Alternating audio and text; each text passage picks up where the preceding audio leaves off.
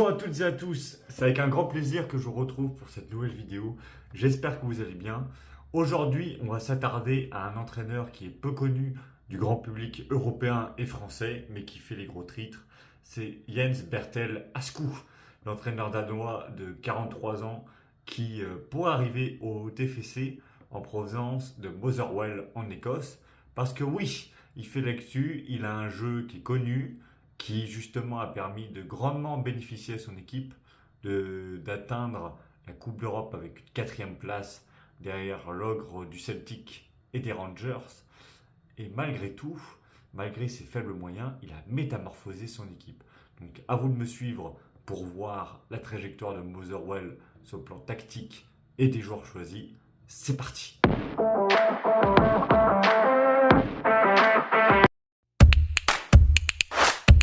Vous le savez si bien, le football est collectif. Et avec le jeu que propose Motherwell, comme va vous montrer tout de suite cette belle image de la tactique du club écossais, c'est très simple. En fait, il faut bien comprendre que la pierre angulaire de cette équipe, ça part de la défense. C'est-à-dire qu'on joue sécurisé. Les défenseurs centraux ont une véritable vision du jeu, notamment incarnée par le frère de Josh McGinn, donc Paul McGinn, qui est donc un international écossais. Et lui, véritablement, il doit servir de plaque tournante et incarner la sérénité. Donc ça marque véritablement par le circuit court.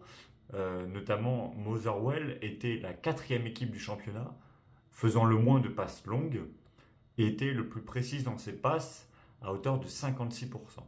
Donc c'est très révélateur de la construction du jeu de Motherwell. Ça tourne beaucoup au milieu de terrain où c'est très compact. On est entre les lignes. On essaye de justement dédoubler, pas forcément, mais justement casser les lignes plutôt que dédoubler.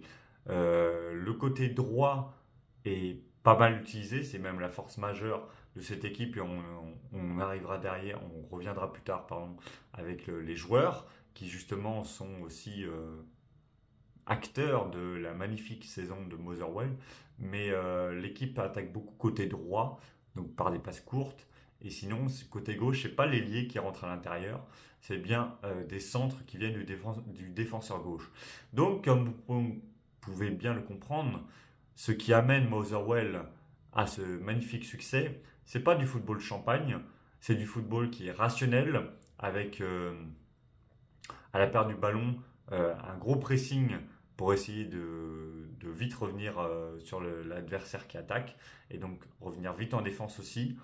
C'est la sérénité par le jeu de passe, la sérénité par la réaction suite à une perte de balle et surtout une vision du jeu qui permet de trouver le moindre espace et d'en profiter notamment avec des attaquants particulièrement prolifiques. Et ça, c'est à noter aussi. Un entraîneur, c'est pas uniquement de la tactique, comme vous allez le voir, mais c'est aussi du bon management. Et tout ça, il faut bien se coordonner avec le directeur sportif. Et c'est pour cette raison que Jens Askou a très bien joué. Parce que en allant chercher différents joueurs de très grande qualité, tels que Elijah Just d'Horsens au Danemark, ou même un Emmanuel Longelo, un défenseur anglais. Donc Elijah Just est néo-zélandais, mais Emmanuel Longelo est anglais, est un défenseur qui a été très prolifique cette saison. C'est aussi le coup de l'entraîneur, c'est à saluer. Avec les moyens du bord, Motherwell a su s'en sortir. Et les différentes images que vous allez voir après, tout juste après, démontrent bien le mixte qui a bien opéré entre les différents joueurs. Parce que la qualité d'un entraîneur aussi, c'est s'appuyer sur ce qui existe déjà. Que ce soit avec le gardien Callum Ward, qui a fait de très bons matchs et qui fait partie d'un des meilleurs gardiens de la division. Forcément, le défenseur Paul McGinn, qui a été accompagné au mercato hivernal par l'arrivée de Stephen Welsh, en provenance du Celtic. Donc vous voyez déjà l'assise défensive était déjà très intéressante, complétée au milieu de terrain par un Callum Slattery, dont vous voyez les images ci-dessous, d'un Elliot Watt, qui sont véritablement des joueurs fins techniquement. Ils ont le sens du jeu, ils savent se projeter, ils mettent du cœur à l'ouvrage et c'est typiquement euh, une confiance qui est donnée à l'entraîneur.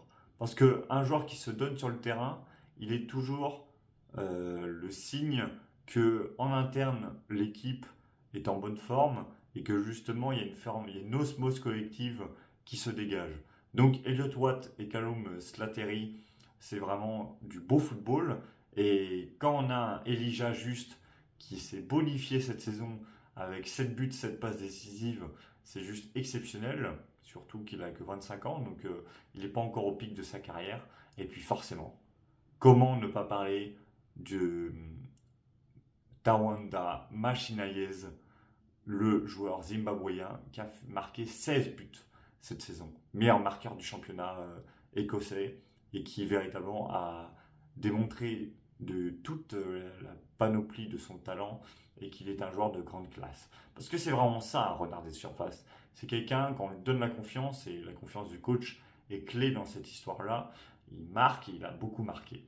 Donc, en vérité, que ce soit avec un Longelo qui a fini avec 8 buts, 4 passes décisives, ce qui est énorme pour un défenseur gauche, un Tawanda Machinayez, le buteur zimbabwéen qui a fini meilleur buteur, ou justement des métronomes au milieu de terrain avec Elliott Watt et Callum Slattery, c'est du très très beau football.